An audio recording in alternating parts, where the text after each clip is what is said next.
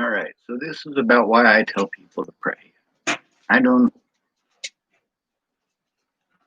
I don't believe in prayer. I still do it, but it's different than it is for you.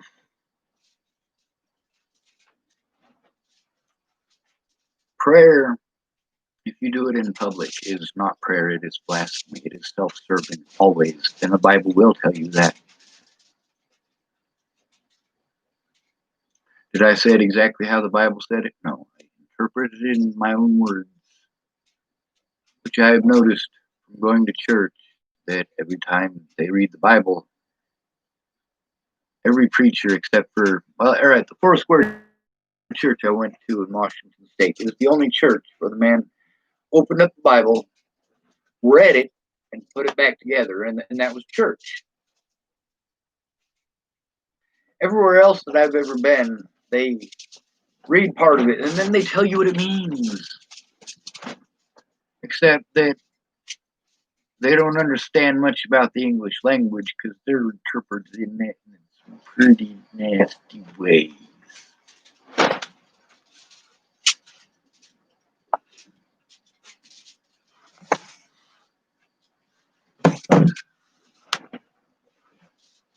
I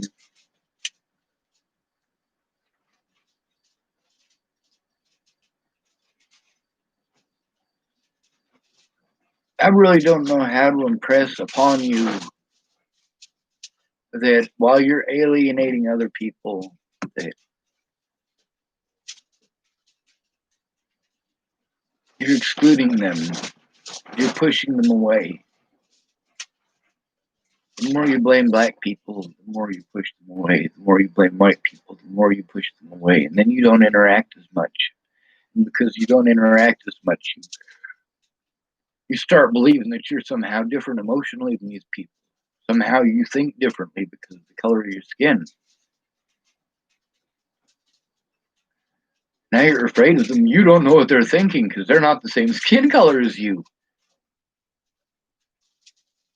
No, you can tell what they're thinking by their body language. You can read their emotions based off of their body language and their tone of voice. You can read that. And you can tell the emotions that they're having right now. You can tell that you had those emotions before. Do you know why? Because their skin color is what makes them human. Those emotions, what they do with them. Do we abuse our own emotions, the emotions of others? For me, this is something that was emotional abuse. I mean, it is, but it's the whole shebang. It's the fact of somebody decides that they're going to victimize a homeless person. All they have to do is say that they're mentally ill, and they assault the homeless person. And somebody calls the cops and says, "Hey, there's somebody beating up a homeless person," and they come down and they arrest the homeless person. Or one of the two people fighting it might be the homeless people who call the cops. Probably not. They already know the cop's going to come and get them and take them away. If an SS soldier gets into a fight with a Jew, which one are they going to arrest? You just got to hope that Jew isn't you. Who's the modern Jew? Broke people. That's the modern Jew. The more broke you are, the less human you are. This is a capitalist society. You don't have enough money to be human. No, we're going to make this civil court, make it impossible for you to go. We're going to pull a bunch of sick, nasty tricks. And it's magically okay because you're too broke to jump through our hoops, so we magically win automatically. And then we get to fleece the American public for more money, more money, more money. What was Clearview in trouble for? Before they were killing people?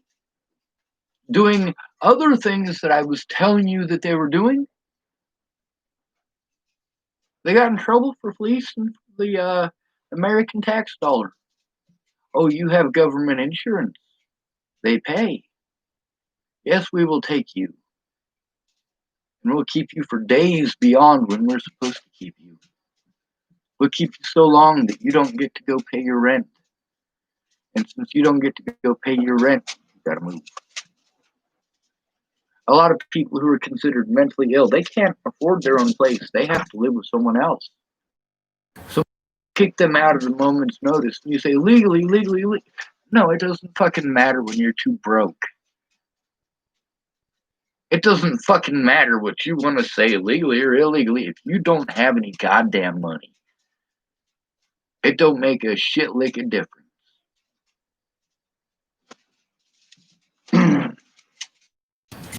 Been cursing a lot, haven't I?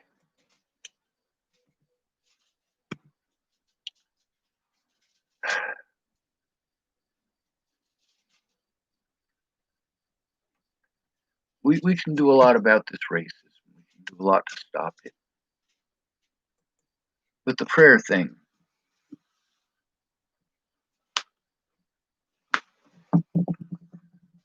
I want everyone to feel included.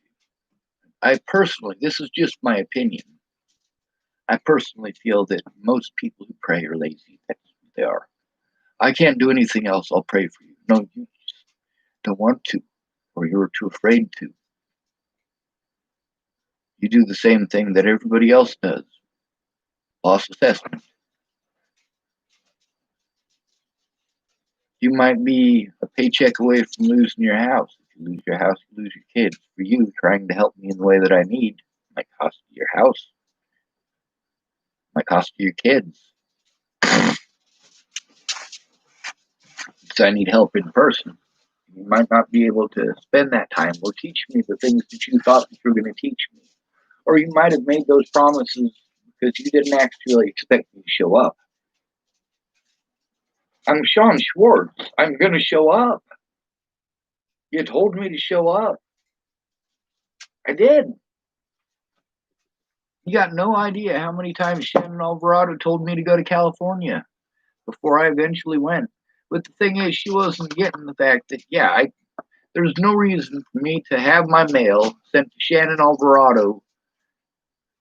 Now I got to wait on Shannon Alvarado because I don't have a mailbox. So am I waiting on Shannon Alvarado? No, I still don't have a mailbox. The problem was that I didn't need to send my mail to somewhere else. I needed to be able to get the mail the day it showed up. I needed to be able to pick up my own mail and not have to depend on others and not have to spend all of my money moving. But when I tell people they can pray, that's during situations where it's pretty extreme and I'm scared for people. And I don't want Christians to feel left out. I mean, while we're out there actually doing the work, they're praying for God to do this, and we're out there actually doing it. You want Jesus to do these things. We're the ones doing these things. You want to pray about pollution. You pray about pollution every night, but you never pick up a candy wrapper. Well, if you went outside and spent 5 minutes picking up trash instead of 5 minutes praying, there'd be less fucking garbage. Voila, you did it yourself.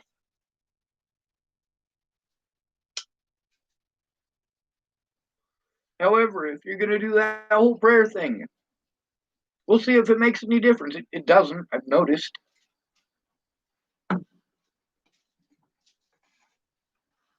Let's say that all you do is pray, or all you can do is pray. What are you praying for? Are you praying for what I want, what I need, or what you want me to have? Are you working together with me to help me to get that? What I need, not what you want me to have.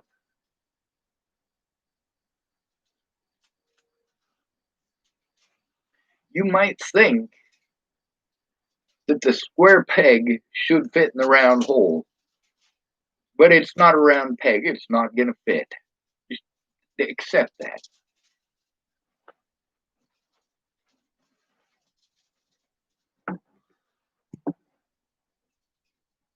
A lot of people prayed for my friends in Boulder and other people elsewhere that freeze to death. When I was homeless the first time in Boulder, I prayed. The second time, I didn't.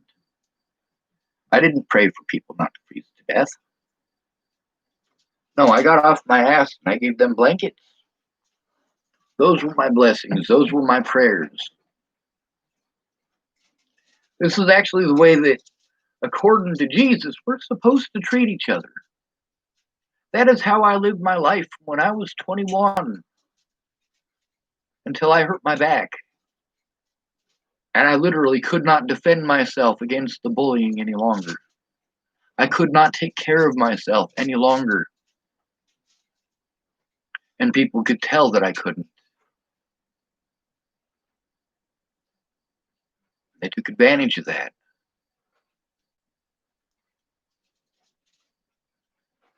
I tell you to pray, because if this person comes out of it, I want you to feel as if you did something. You really didn't do jack shit. All right? And the big grand scheme of things, if somebody needs a doctor and I'm asking y'all to do your prayer thing or telling you that you got permission, because obviously when people are like, I'll pray for you, yeah, that does bug me every time. It's not that I hate you for typing it, it's that I just get sick of fucking reading that. It's like I get sick of reading, I'm sorry, I'm sorry, I'm sorry. I saw that, Sean. That was terrible, and I'm sorry. Well, you saw it. That's the point. So speak. Now, how are we supposed to pray? According to the Bible, it depends on which part.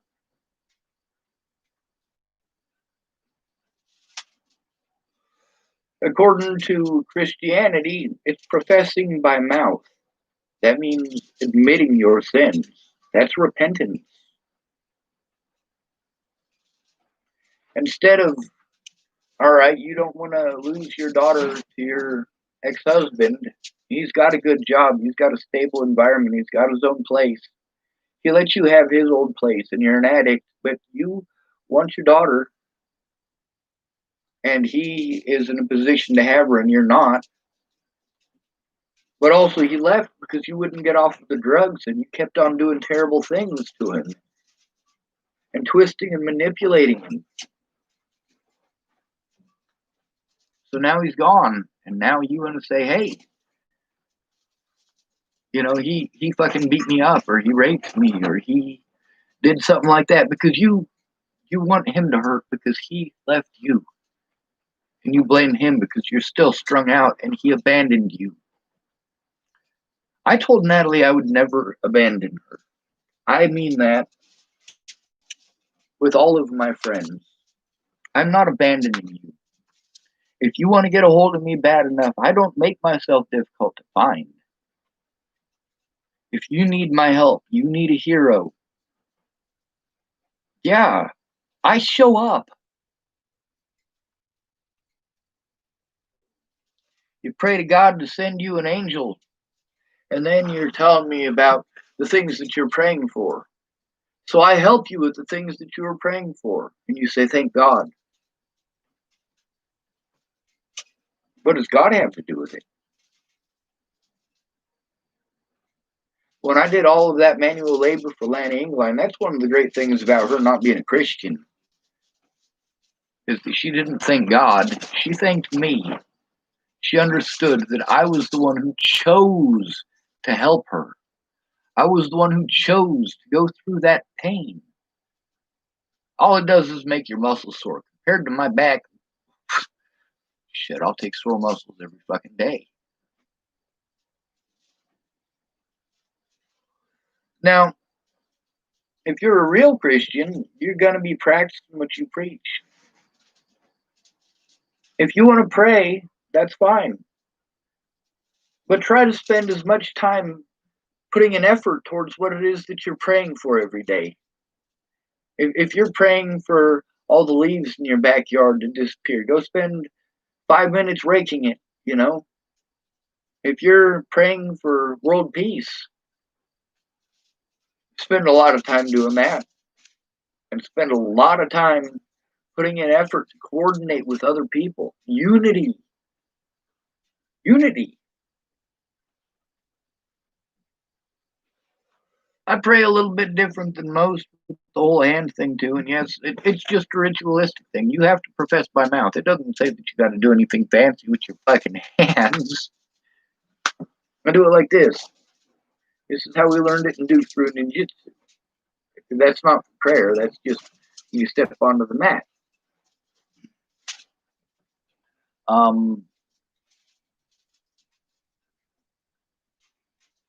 mean, really, most of the time, I don't even do that. I mean, that's when I'm really feeling highly emotional and really hoping beyond hope. I mean, I'm obviously hoping beyond hope. I'm praying to a creature that I don't believe in. I used to. I really did. Before Natalie died, I was really on the cusp. No, I can't remember anything that's in the Bible, and I read it every day. I have terrible nightmares every night about the way people treated me before Natalie died. I had terrible fucking nightmares, even worse than that, of Natalie dying.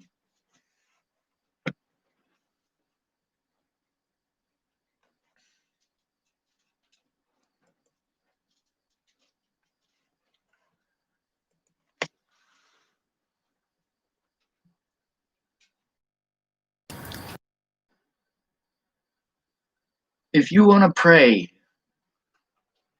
for these sick people, for these injured, you guys want to make fun of me and say you're obsessed with Natalie. You know who I pray to when someone was sick? You know who I prayed to when Aaron told me that her son's jaw was broken? Do you know who I prayed to when Natalie?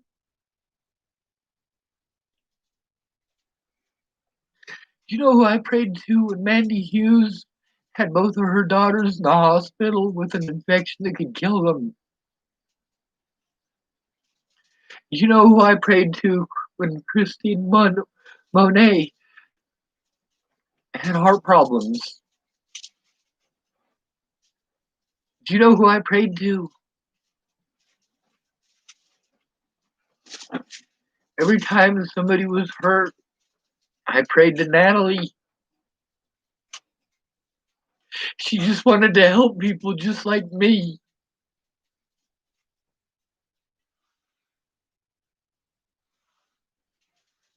And you know what? If I'd have known that Rory was having heart problems, I'd have prayed for him.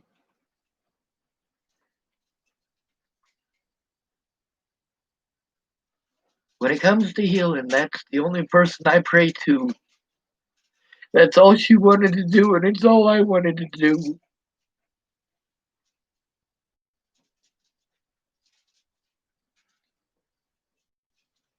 She didn't make herself addicted.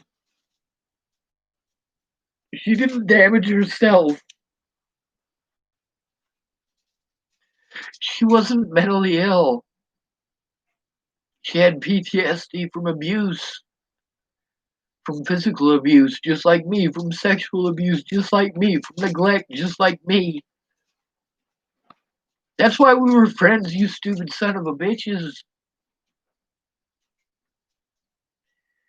Yeah, so if you want to pray, go ahead and pray.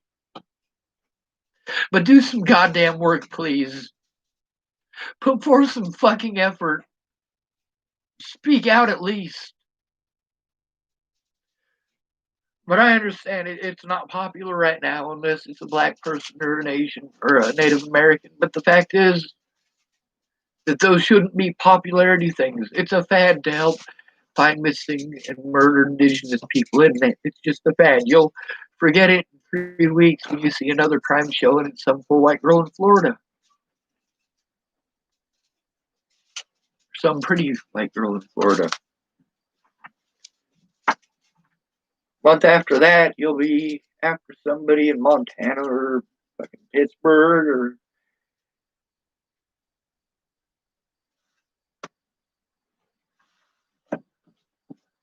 whatever's happening in the news, that'll set you up to your mind. A lot of people right now are looking at all of this racism and what these black folks are. Yeah, someone's probably going to kill them. There's probably going to be a few of them that get shot. You remember Watts riots? Y'all remember when this is before our time? Most of the people, well, all the people in my generation, when they went and shot all those people on the campus, sent the National Guard during the Vietnam War, and they shot people. That's just not cool. I'm sorry, my nose is running.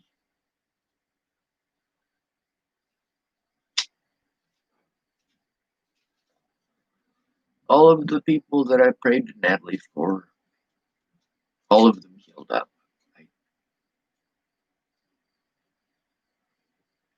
You know, it's just chance, you know, and I don't mean Chance Dale. He's a pretty good friend too. I mean, it's just the roll of the dice.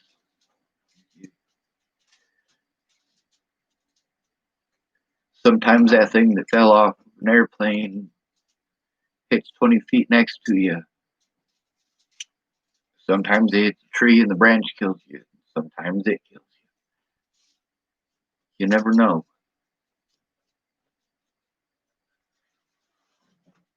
The fact is, whether or not you make an effort, that's your decision. This whole religious thing where you can't have it so that it's all divine. God knows everything. He already knows everything that's going to happen. And then also free will. And also it's God's will. And also when you give God the credit for what people did for you. I mean,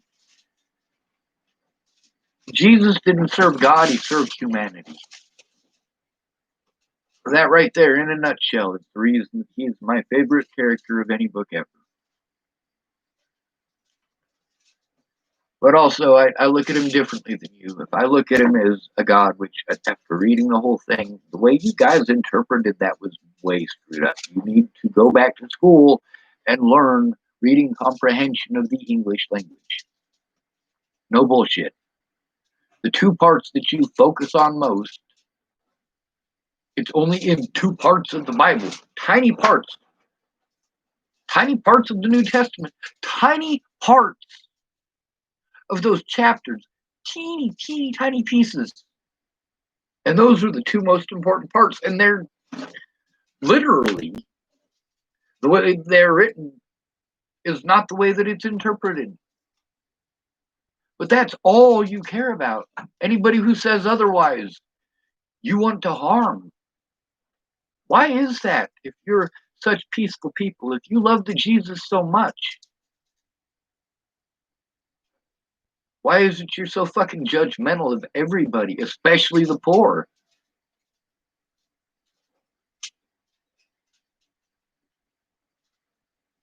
I mean, holy fuck. Especially the fucking homeless. Now, me, I don't believe in slut shaming, but will I do it? Yes, I will. Absolutely. With Miss Jerry, I did that. I knew that Miss Jerry, the thing that she finds the most offensive in the world is slut shaming, because according to her, everybody wants sex. Sex is good, sex is fun. But that's her opinion. She's allowed to have her opinion, isn't she? Yes, she is. She also knew how to hurt me for the same reason that I knew how to hurt her. And she didn't like it when I hurt her back in the same way that she hurt me. She didn't like it when I slut shamed her. She had to deal with some fucked up situations there while I was in Montana too. Like a guy, Miss Jerry smokes a lot of weed, but some guy smokes some salvia with her. Don't do that. Don't ever try salvia. I know at least 3 people who are highly schizophrenic that were not schizophrenic before smoking salvia. Don't touch it.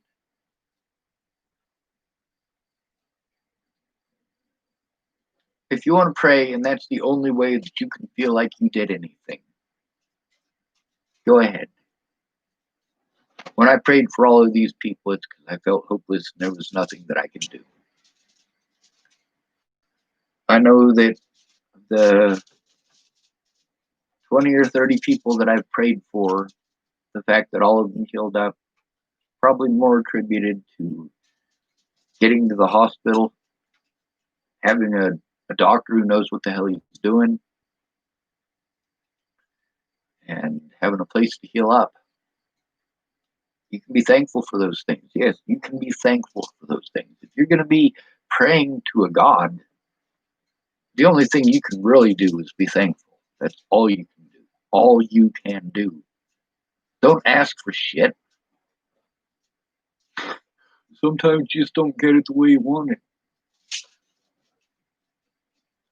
I don't care. I care that people are dying over stupid shit. Petty disagreements. Stupid, ignorant assumptions.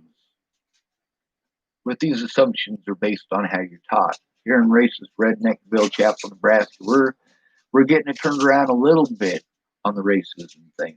We're getting it turned around a lot more for people who are homosexual.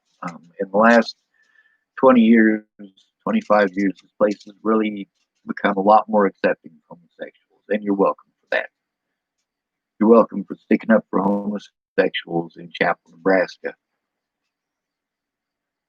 There's a few stories about how homosexuals are treated here in Nebraska, and I want you to know that it took a lot of people, a lot of tolerant people sticking up for people to make sure that this environment was safe.